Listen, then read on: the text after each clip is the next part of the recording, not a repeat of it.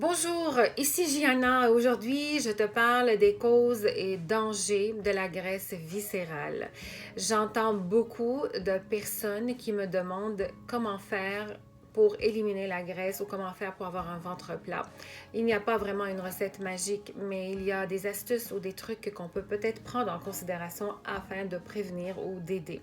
Alors, on a deux types de graisse. La graisse sous-cutanée, qui est la graisse abdominale, donc elle s'accumule sous la peau. Et on a aussi la graisse viscérale, et celle qu'on accumule d'habitude alentour des viscères, soit l'intestin, le foie, l'estomac.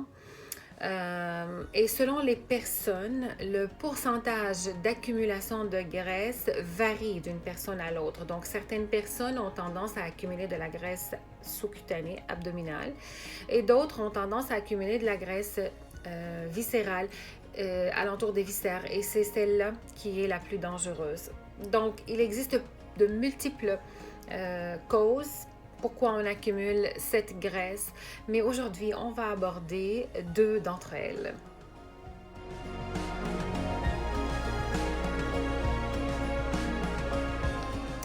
Alors, la graisse viscérale est grandement liée au stress, oui, et surtout au stress métabolique, c'est-à-dire que la nourriture ou le système ou ton métabolisme ne produit plus de l'énergie suffisante ou adéquate grâce à la nourriture ingérée parce que, ou bien que la nourriture est mal adaptée, ou bien que la nourriture est insuffisante, ou bien que la nourriture est excessive.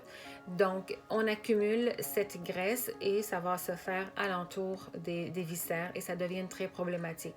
Donc, il faut gérer notre stress. Et pour gérer le stress, je sais que c'est pas facile, mais la technique, c'est d'apprendre à bien respirer. Et pour apprendre à bien respirer, ça ne se vient pas comme ça de jour au lendemain ou juste nous seuls dans notre salon. Vous avez des outils et maintenant grâce à Internet, on a des outils à apprendre pour nous apprendre comment respirer. Allez-y sur YouTube, regardez des techniques pour bien respirer parce que je vous dis que le stress, il joue vraiment un rôle très important. Il empêche votre métabolisme de digérer la nourriture. Et quand on est stressé, des fois, on va manger n'importe quoi, donc nourriture non adaptée, ou on va trop manger, donc nourriture excessive, ou tout simplement, on va arrêter. Certaines personnes vont arrêter de manger, alors la nourriture est insuffisante et ça cause votre graisse viscérale de s'accumuler alentour de vos viscères.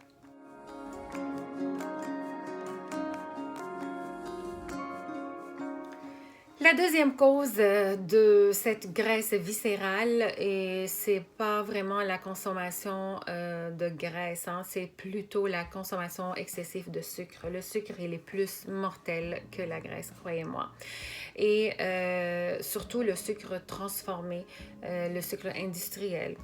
Ça peut être comme la pâtisserie, les bonbons, le chocolat, tout ce qui est transformé, tout ce qu'on achète à l'extérieur. Oui, des fois, on peut faire, nos desserts. Oui, le dessert contient de sucre, mais au moins, on sait la quantité qu'on a mis. Mais encore là, il faut faire attention. Mais surtout quand on agit, quand on va vers le sucre industrialisé, mais ça, c'est très dangereux. Alors, pour ça, pour réduire la graisse viscérale, il faut apprendre à arrêter de consommer du sucre. Et ça, c'est ma prochaine chronique, comment arrêter de consommer du sucre ou diminuer tranquillement. Donc, le danger, c'est que la consommation excessive de sucre raffiné, combinée avec le stress, c'est une spirale infernale. Mais oui, quand on est stressé, on a tendance, la plupart d'entre nous, à manger quelque chose de sucré. Et là, étant donné que c'est une spirale, c'est un cercle vicieux, à chaque fois qu'on est stressé, on va aller vers le sucre, mais ce qui fait qu'on va développer l'obésité morbide. Mais avant qu'une personne devienne obèse, mais cette personne-là, elle peut souffrir de diabète numéro 2, du cholestérol, de l'hypertension, manque de concentration, fatigue chronique. Le système nerveux aussi peut être attaqué. Donc, on a plusieurs sortes de maladies avant d'arriver à être diagnostiqué ou à dire, mais là, on est en obésité morbide.